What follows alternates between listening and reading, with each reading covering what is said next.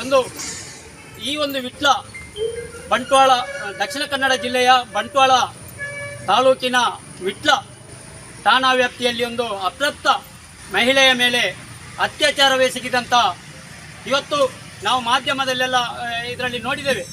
ಇವತ್ತು ಹಿಂದೂ ಸಂಘಟನೆಯ ಮುಖಂಡರು RSSನ ಒಬ್ಬ ಪ್ರಮುಖರಂತ ಇವತ್ತು ನಾವು ಎಲ್ಲ ಮಾಧ್ಯಮಗಳಲ್ಲಿ ನಾವು ನೋಡಿದ್ದೇವೆ.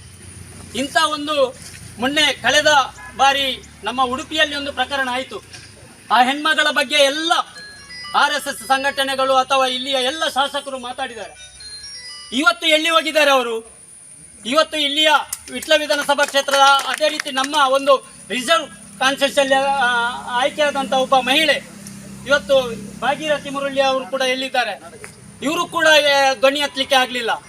ಹಾಗಾಗಿ ನಮ್ಮ ಪರವಾಗಿ ನ್ಯಾಯಯುತವಾಗಿ ಒಂದು ಖಂಡಿಸುವವರು, ನಮ್ಮ ಪರವಾಗಿ ಮಾತಾಡುವವರು ಯಾರಿದ್ದಾರೆ ಜನಪ್ರತಿನಿಧಿಗಳು ಇವತ್ತು ಈ RSS ಅಥವಾ ಮನುವಾದದ ಗುಲಾಮರಾಗಿದೆ ಅಂತ ನಾನು ಇವತ್ತು ಹೇಳ್ತಾ ಇದ್ದೇನೆ.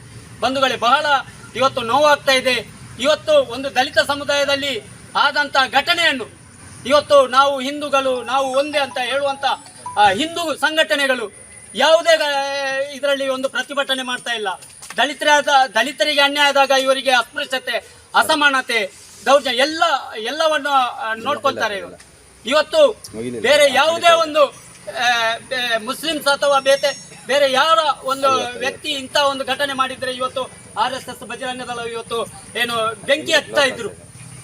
ಬಂಧುಗಳೇ, ಇವತ್ತು ನಾವು ಇದು ಒಂದು ಸಾಂಕೇತಿಕ ಹೋರಾಟ, ಇದು ದೊಡ್ಡ ಮಟ್ಟದಲ್ಲಿ ಈ ಹೋರಾಟವನ್ನು ನಾವು ಇಡೀ ಮಂಗಳೂರಲ್ಲಿ ನಾವು ಹಮ್ಮಿಕೊಳ್ಬೇಕಾಗ್ತದೆ. ಯಾಕೆಂತ ಹೇಳಿದ್ರೆ ಈ ಹೋರಾಟದಲ್ಲಿ ನಾನು ಬಹುಜನ್ ಸಮಾಜ ಪಾರ್ಟಿ ತೀವ್ರವಾಗಿ ನಿಮ್ಮ ಬೆನ್ನ ಹಿಂದೆ ದಲಿತ ಅಭಿವೃದ್ಧಿ ಸಮಿತಿಗೆ ನಾವು ಬೆಂಬಲವನ್ನು ಈ ಮೂಲಕ ನಾವು ವ್ಯಕ್ತಪಡಿಸಿದ್ದೇವೆ.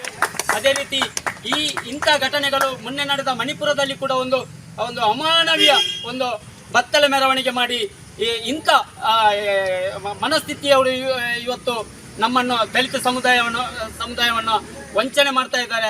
ಇದಕ್ಕೆ ನಾವು ಜಗ್ಬಾರ್ದು. ಯಾಕೆ ಅಂತ ಹೇಳಿದ್ರೆ ಇವತ್ತು ಈ ದೇಶದಲ್ಲಿ ಸ್ವಾತಂತ್ರ್ಯ, ಸಮಾನತೆ, ಸಹೋದರತೆಯಿಂದ ಬದುಕಬೇಕಾದ್ರೆ ಡಾಕ್ಟರ್ ಬಾಬಾ ಸಾಹೇಬ್ ಅಂಬೇಡ್ಕರ್ ಕೊಟ್ಟಂತ ಸಂವಿಧಾನದಿಂದ ಮಾತ್ರ.